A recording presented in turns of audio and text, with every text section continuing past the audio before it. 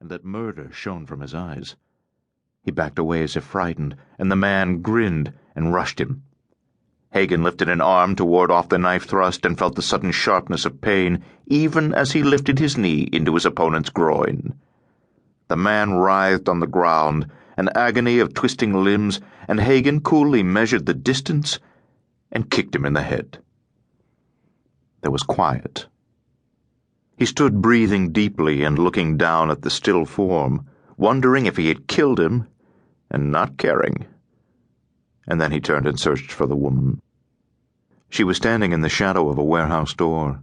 He moved towards her and said, "Are you all right?"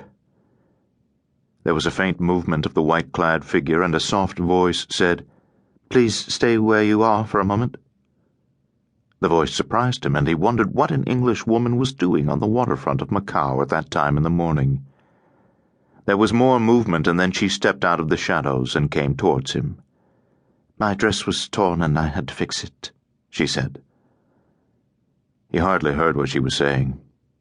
She was only a girl, not more than 17 or 18, and she was not English, although from the purity of her speech one of her parents must have been. Her skin had that creamy look peculiar to Eurasian women, and her lips an extra fullness that gave her a faintly sensual air.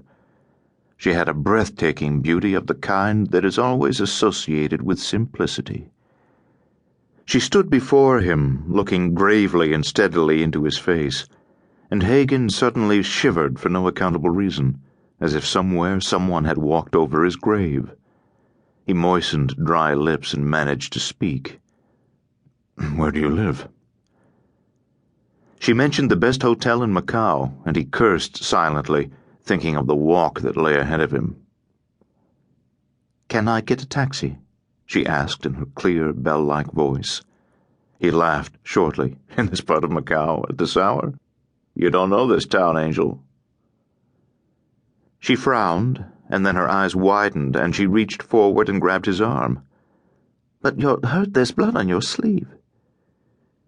He smothered an oath as the sudden wrench caused a stab of pain to run through him. "Take it easy," he said, and moved away to examine the wound under the light of the street lamp.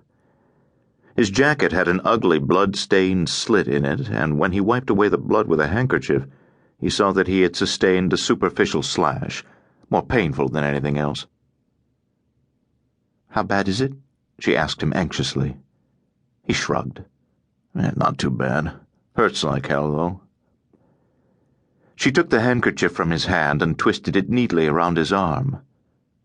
"Is that any better?" she said.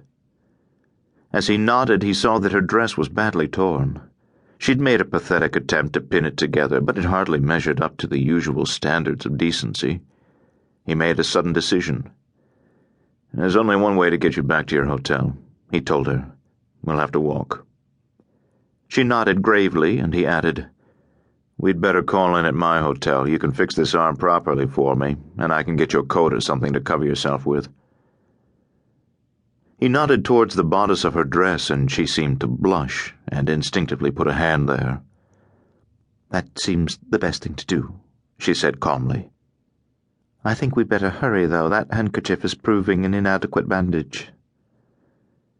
He was surprised at her calm acceptance of his suggestion, surprised and also intrigued, because for a young girl who had just been through a pretty bad experience, she seemed remarkably unaffected.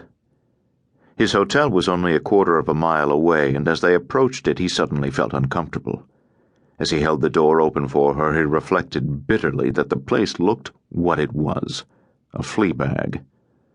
A blast of hot, stale air met them from the small hall, and an ancient fan creaked slowly and uselessly above their heads, hardly causing a movement in the air. The Chinese night clerk was asleep at his desk, his head between his hands, and Hagen motioned the girl to silence. It didn't work. Halfway across the hall, a polite cough sounded behind them, and Hagen turned wearily. The night clerk, now fully awake, smiled in an apologetic manner. Hagen felt in his pocket and then remembered that he was broke. "Have you got a fataka?" he asked the girl. She frowned and looked puzzled. "I'm broke. Flat and